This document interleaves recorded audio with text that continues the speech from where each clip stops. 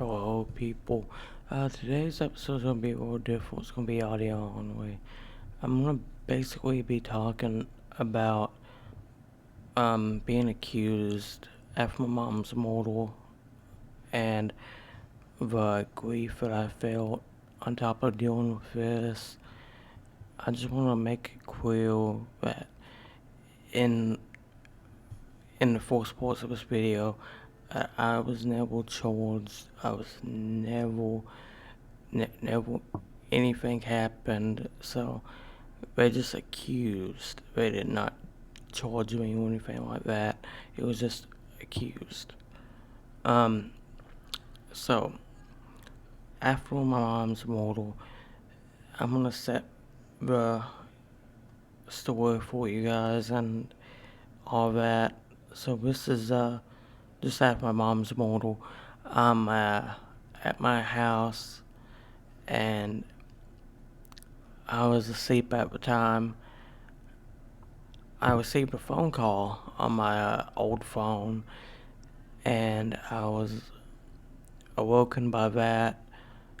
I woke up and I saw that it was a detective calling me, and before I knew it, they were knocking on my door because they had been trying to get in touch with me for most of the day. This was just like a day after my mom's mortal, and my sleep schedule at the time had been messed up because of her mortal. I was so scared that the person was going to come back and kill me because they, like I said before in a prior video, my mom was killed right outside our family house. So the killer knew where we lived, and he could come back at any time and decide he didn't want to witness. And I mean, cases get a lot harder to prosecute when there's no witness, i.e., me, to basically give the prosecutors what they need. And I was just very scared, and I couldn't really sleep in the days after, but that's going too far into that. I want to go back and talk about that. So, in a future video, but this I want to talk about now. So, I go outside and start speaking to the detective. I recognize the detective. He's an officer that I knew from back when I was in the police post, and I'll make a video on that down the line, talking about my police uh, background and all that, in case anyone's interested. I still think it's a great program for youth, and that people can learn a lot from participating in that. But besides that, me and him were talking, and he's telling me that he's really sorry that this happened, and that he's going to try to do the very best that he can to get a person that killed my mom and prosecute them. So, let me take a sip of my joint real quick. So, we go back up talking, and I tell him what happened. And if you're curious on what happened, I made a prior video talking about it. It's called How I Survived a Near-Death Experience and How I Have PTSD. It's a video of a picture of a treat at night. If you want to go back and listen to that before you listen to this video. No judgment if you do. I prefer people to have the full story anyway. So, I'm telling him that, and after we're talking, and he's basically just speaking with me, and after that, we basically part ways, and I apologize if there was a little bit of pausing and stuff. just trying to recall stuff at this time. He gets what he needs to know and heads out to work for my mom's boyfriend at the time to get his side of the story, and talk to some other people. So I go back and I told him on my Xbox, because at the time I didn't have a PC. My PC had broke. I told my Xbox on to chat to my friend Beck. I'm pretty sure if you've been around the channel, you've seen him commenting. He's one of my best friends and an all-around great guy. One of the best people I know. And me and him were talking. I think we were talking about what I'm gonna have to do to keep a roof over my head and stuff like that, because at the time my family was very poor. We had no resources, nothing. I mean, we were below the poverty line, and it's not like there was some wheel or anything, or basically thing. Let me just mute my phone real quick. I apologize for all of that in the background. Probably should have that muted before I started this. But we were talking, and I was basically just describing the situation. And my family was never wealthy. I mean, we got by okay by the skin of our teeth, but we were never a wealthy family, like I've been saying in prior videos, and like I just repeat it like 3 times now. Beck is saying I need to survive and do the very best I can for my family and do just good right now. Take another sip of my drink. So we discussed that, and I take some phone calls from family and friends, and we're basically just speaking about what happened and how it happened, and we're basically just getting everything sorted.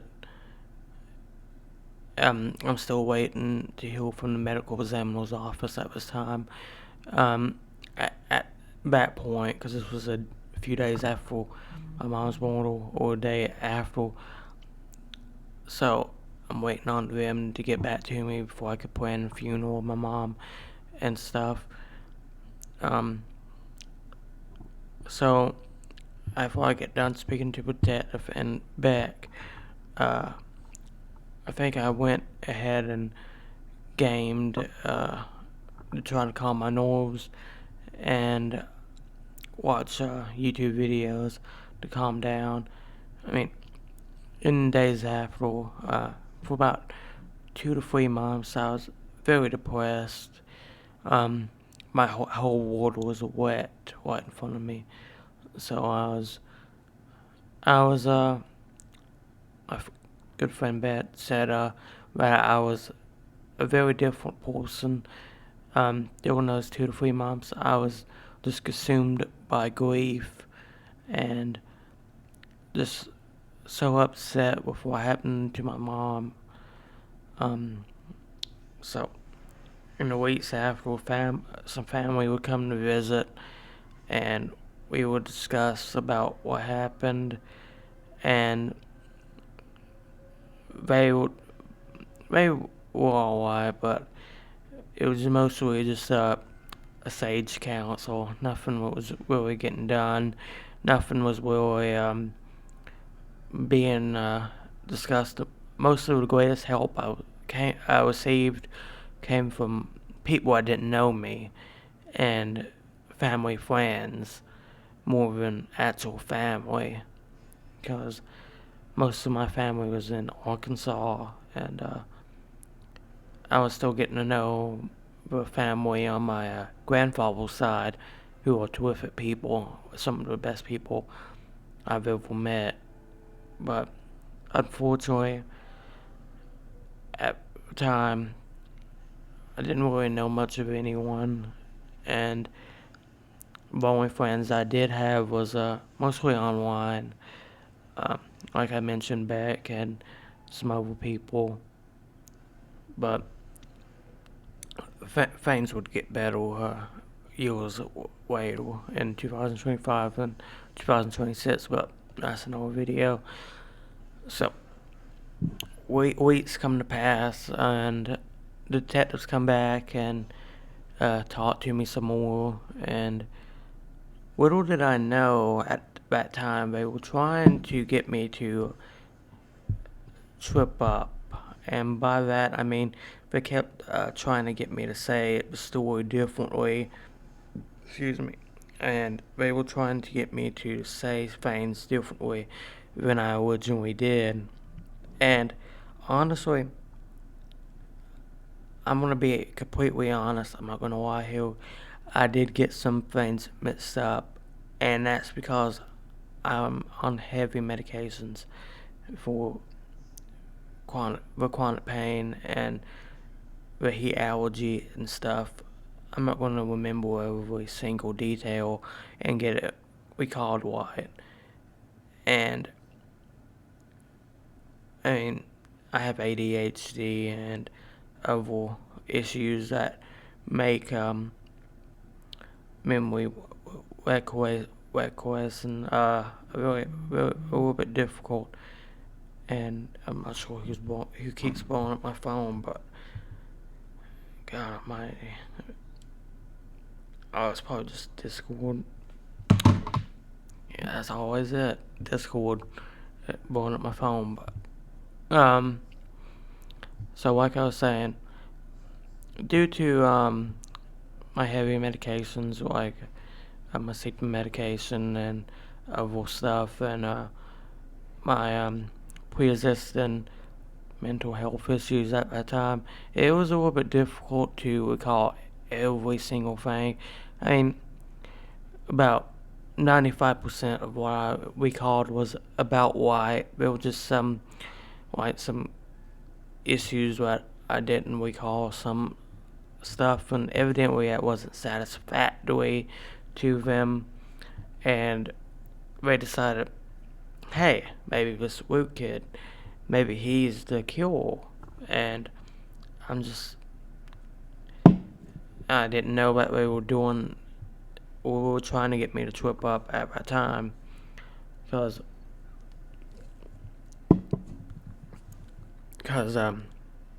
I thought, because I knew a detective and stuff, that they were just trying to be friendly and get information because they were close to catching the guy.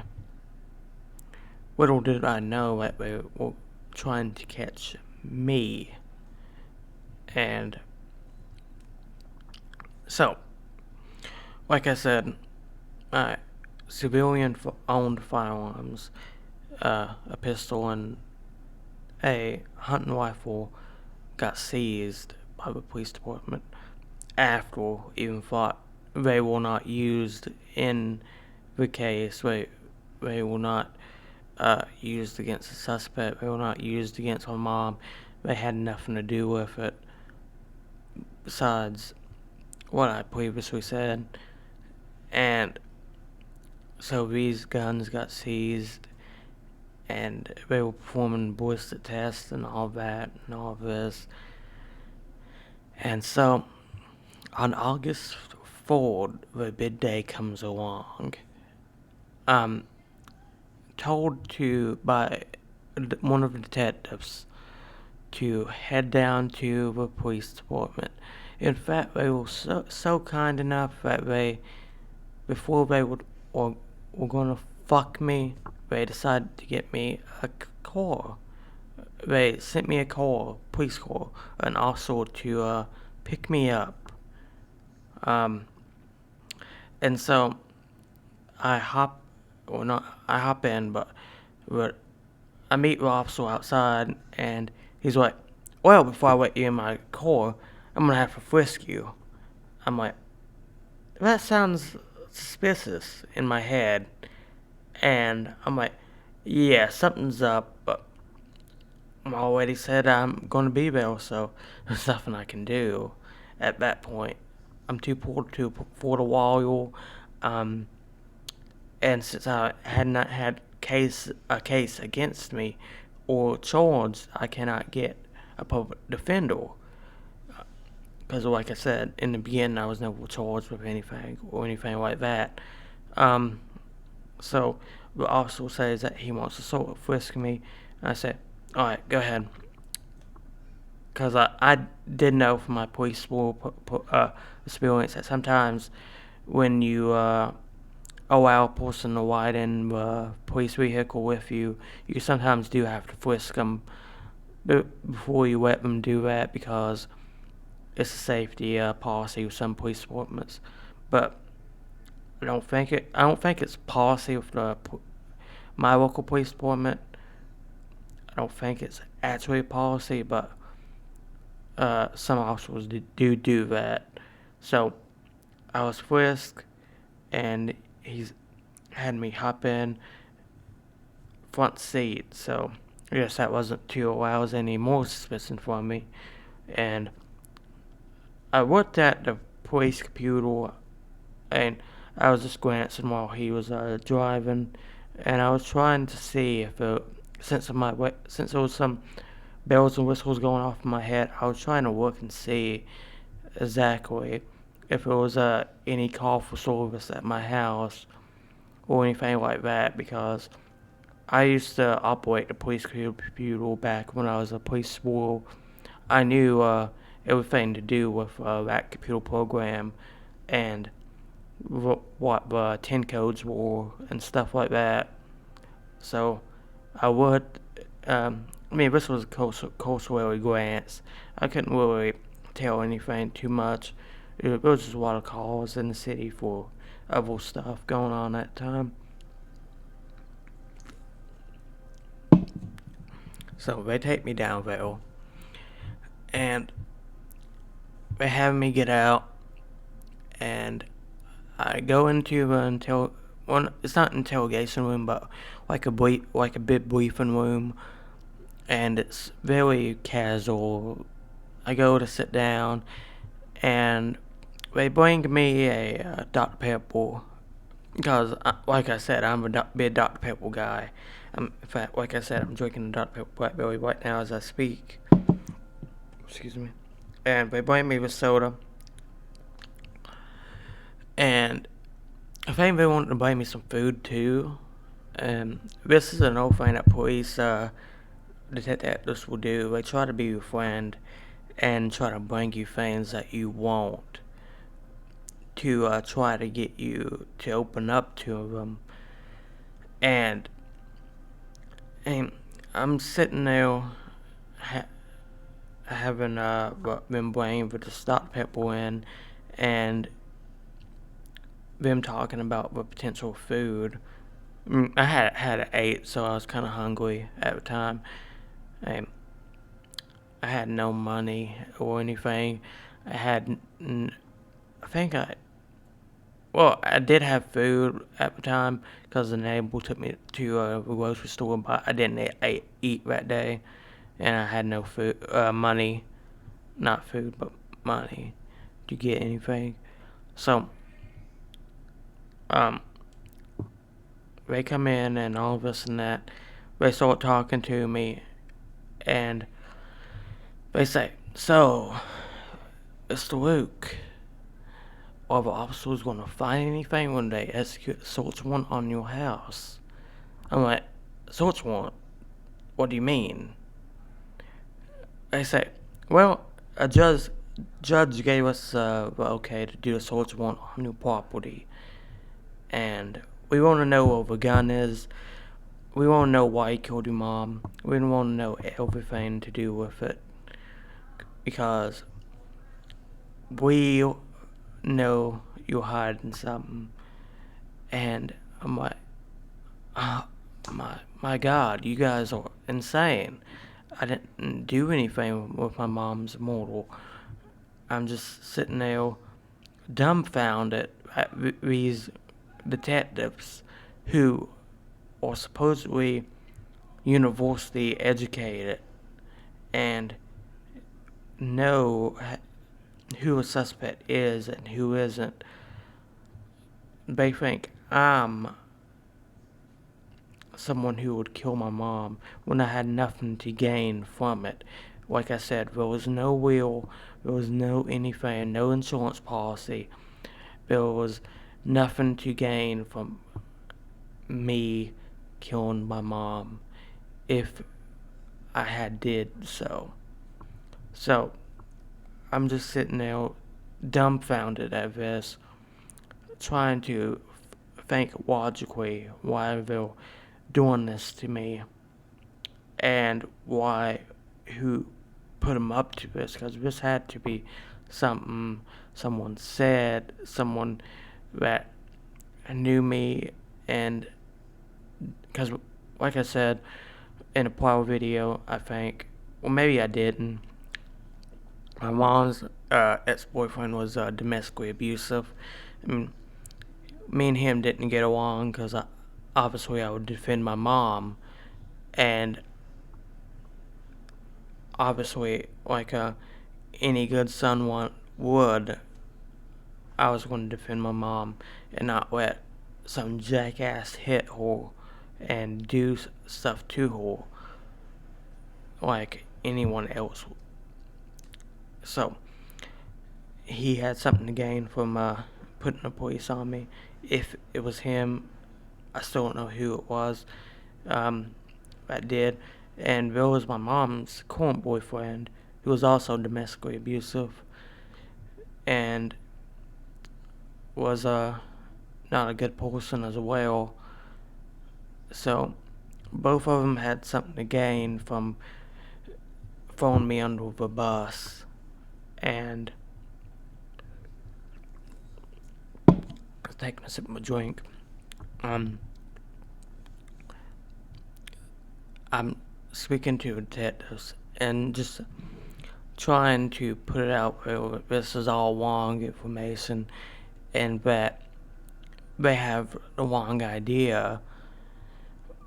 They're speaking and saying, well, today we're going to want to seize your Xbox. We're going to want to seize basically everything that's a communication device, and we want to see what you've been saying to your friend online. They want to see what my communication was with my friend Beck, and stuff like that.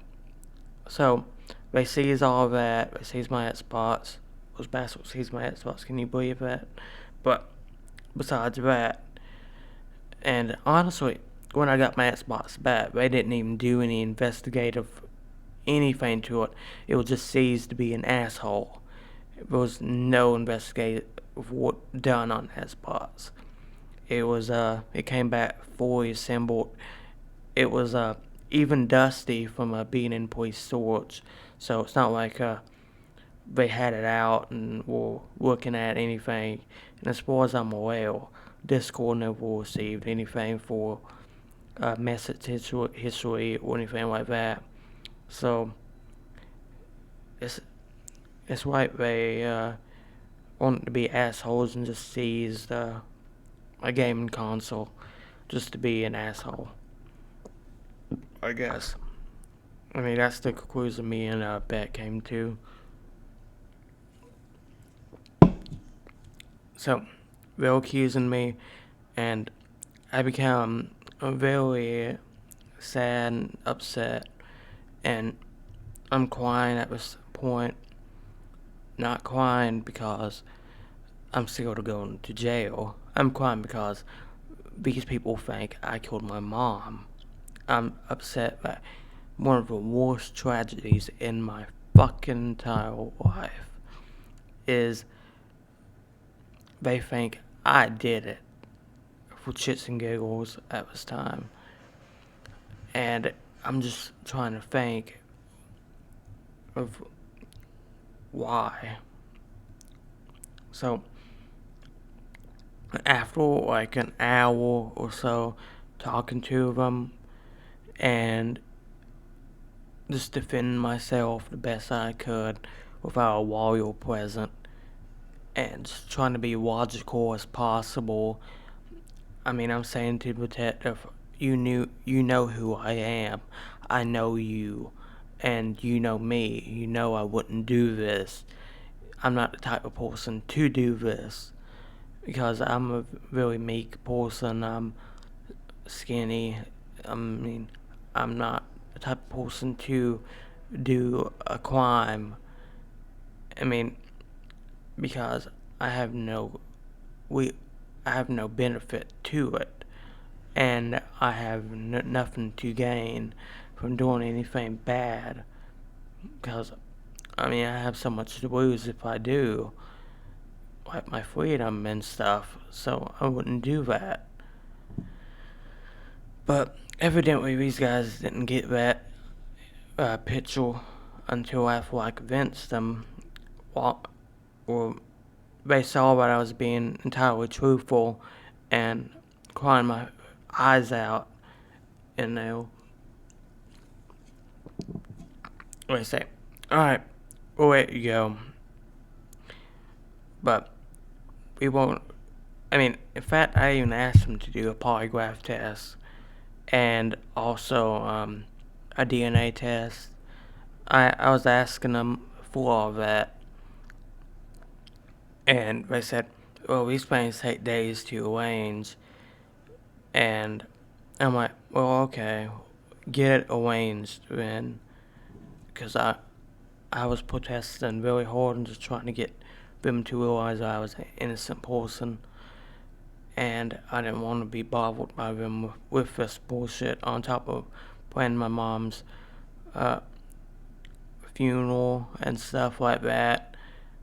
I mean, I think I had already planned it, but I was still going through the stuff and excuse me, Batville, for that. I was going through all the stuff, still with grief and PTSD was starting to develop in me around this time. So they let me go. I go back to my well, not just yet. They I meet with a detective who was with the SWAT team that sorts my house, because a SWAT team, a tactical team or SWAT team, whatever, sorts my house. They basically did a search warrant and had a SWAT vehicle right outside my freaking house, and they had a lot of specialized equipment to get in because I didn't give them a key. They just broke the door open and made their way in. So I speak with him, and he gives me a key because the door could still lock even though it had been broken into by them. And I'm like, well, alright, thanks, I guess. I mean, um, I'm not sure why I said thanks, but I did. And I mean, I shook his hand, and because I was trying to be nice, the nicest person I could, even thought they were accusing me of something so horrible and something I would never do. I mean, even if you accuse me of some of the worst stuff, I'm still gonna be a nice person because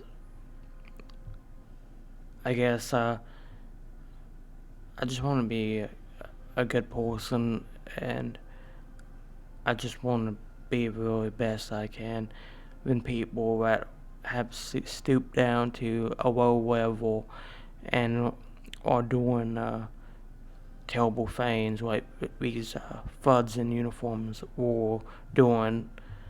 And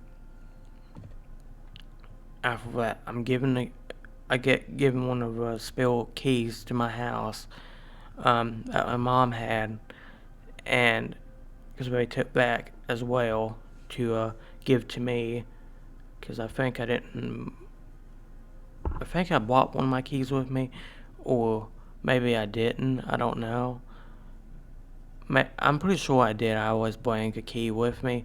I think they locked the door after, and they assumed I didn't have a key. I mean, I'm pretty sure I did bring a key with me, because I was very paranoid after my mom's murder. I was afraid, like I said, that he would come back or kill me. So I always with the door locked and stuff. So I'm pretty sure I did bring a key with me. They just bought it with them because they thought I didn't for whatever reason. And so going on, they have no officer frisk me. I'm not sure why they frisked me the second time. It's not like I'm gonna have a magical gun appear out of nowhere and pop into my inventory. I mean, that's such a classical gaming way to say it. My space, my inventory.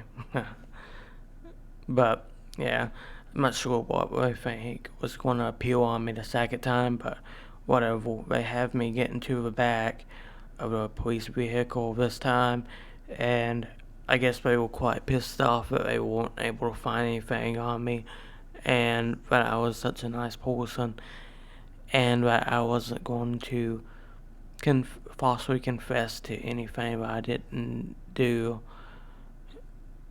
And I mean, they drove me back to the house, and I walk into my house, and it's a fucking mess, man. There was stuff tossed around. There was everything messed up. I mean, this was after a search warrant, so the whole house is messed up, top to bottom.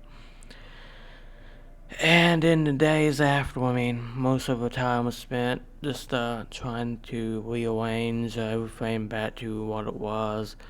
And honestly, it was just so freaking crazy having to do that. All of us shouldn't happen to begin with. To begin with, it's just a stupid concept. And it's just so stupid that I was accused and having to deal with all of this on top of grief and being depressed when my mom's mortal. I mean, it's just so stupid to think about.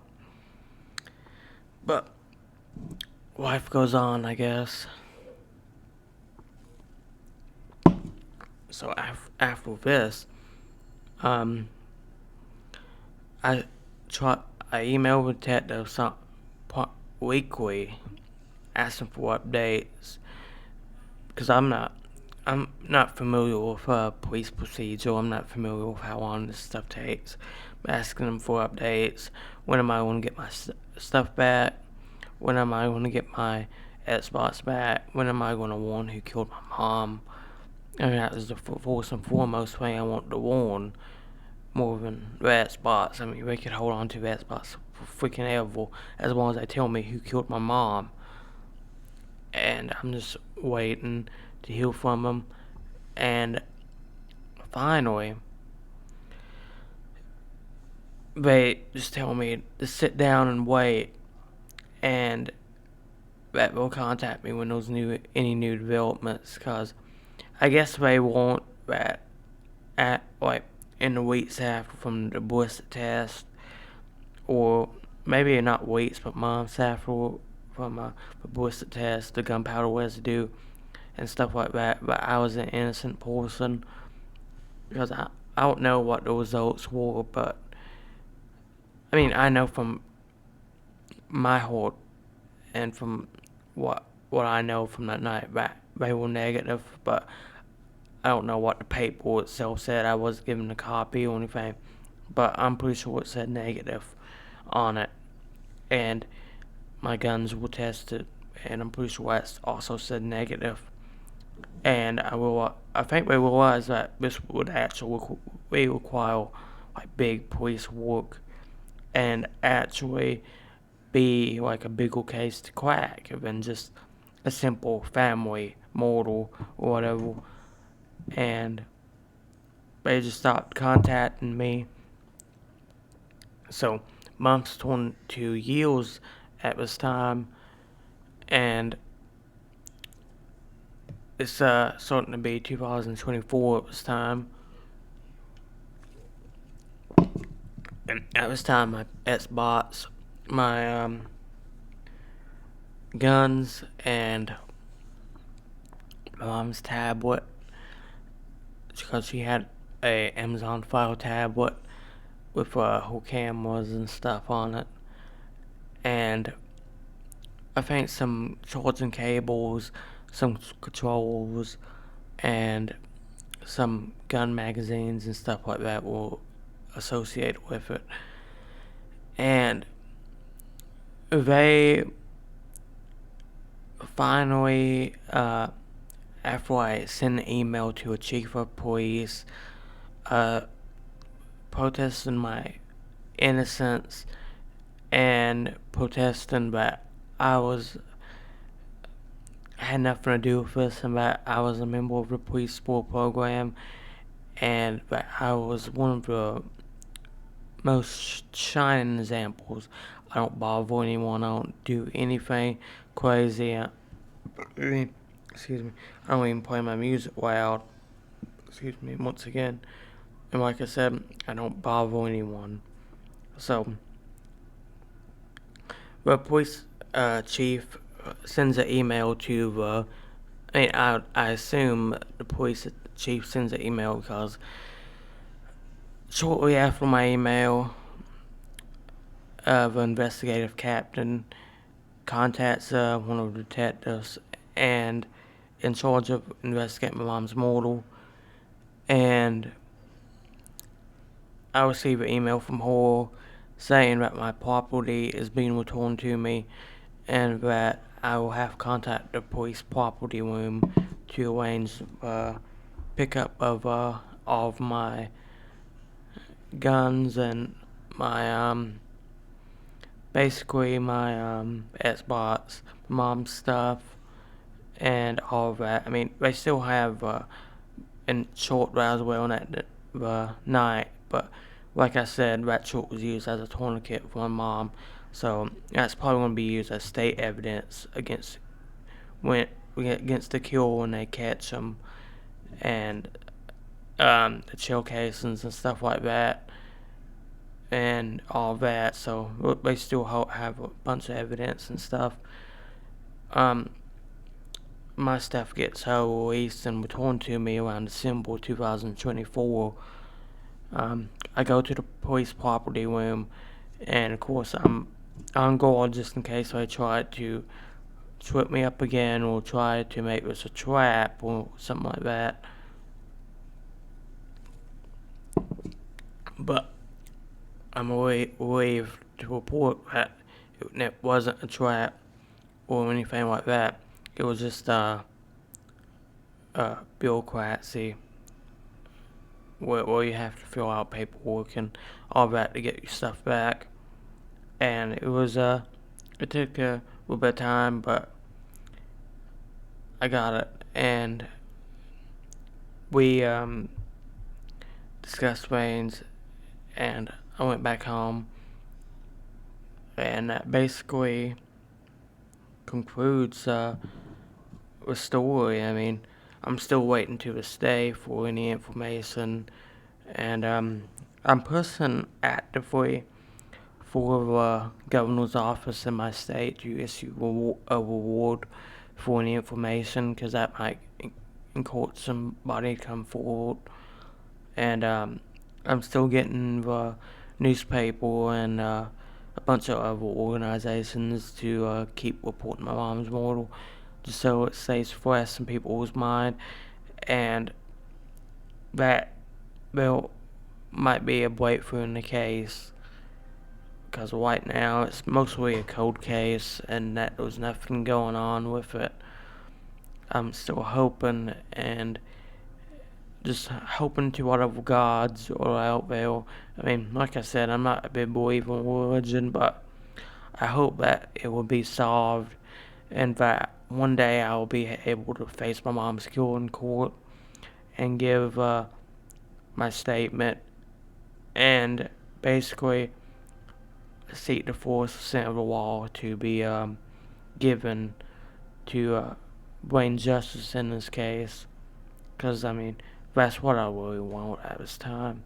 I mean, I just want my mom's murder to be solved and for there to be justice. And I didn't think it would take 4 years for or possibly even longer for this case to maybe be solved. I'm hoping that maybe this year that it will be solved, but we'll see. Um, I hope that this video is interesting and that it may solve some questions and information that you guys wanted. But I would like one day to maybe go back and maybe see with the law or if any of my civil rights were violated by the police department, because I think that some civil rights were probably violated during all of this. And I'm not a lawyer, I can't say if they were or whatever, but I do think there was some civil rights violations, definitely, and I still think that the police department acted very unfairly to me, because, I mean, you got to remember when all this was happening, this was happening on top of grief, and it was just so crazy because I just don't know. And I mean, it's not the first time that the police have unfairly treated someone with pre-existing mental health issues like ADHD and other issues and heavy medication. I mean, it's just crazy that this happens to people. I mean, so often. I mean, I can definitely see why the police needs to be reformed, and I mean, maybe not defunded, but maybe reformed, because I certainly don't trust the police anymore. I don't trust them to do a good job. I mean, I don't trust the federal agencies, and I think they're all corrupt and that they get the wrong person most of the time. But I mean, it's 50-50. I mean, you still want them to solve it, and I mean, but you're still kind of mad at them for treating you this way.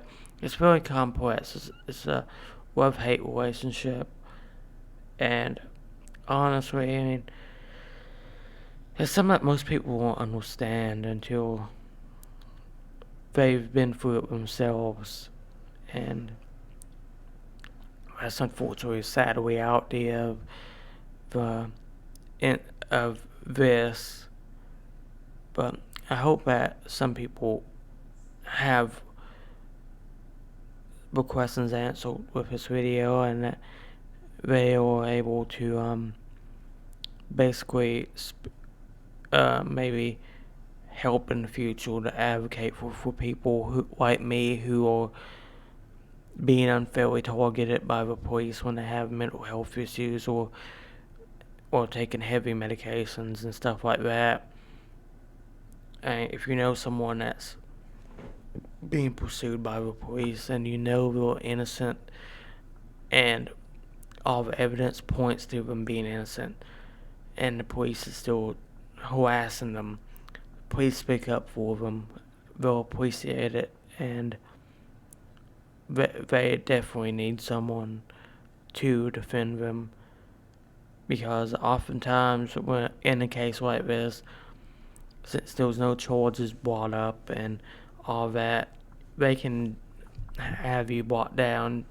And in a case like mine where there was pool and stuff prior to all this, and I'm poor at the time of this questioning, and you can't hire a lawyer, or you can't do nothing to help you. You were pretty much on your own. And I mean, if you know someone like that, please speak up for them. Please tell the police department that this is not okay. That you know that this is wrong, and that try to get some legal aid. Try to get some legal help. Because I mean, at the time I didn't know that it was legal aid and stuff out there. But now I know. And one day I will get something like a lawsuit against the police department, because I feel like they have done some emotional damage to me. I mean, it's definitely something that does need to be investigated by a lawyer or by a judge at some point. But we'll see. I apologize if this video had a lot of rambling and stuff. I mean, I try to be on topic and whatnot, but ADHD makes it kind of hard. I hope people enjoyed this video, and if you have any questions, feel free to leave them in the comments. I'll be happy to respond to them, as long as they're not insulting or derogatory or something of that nature that's offensive.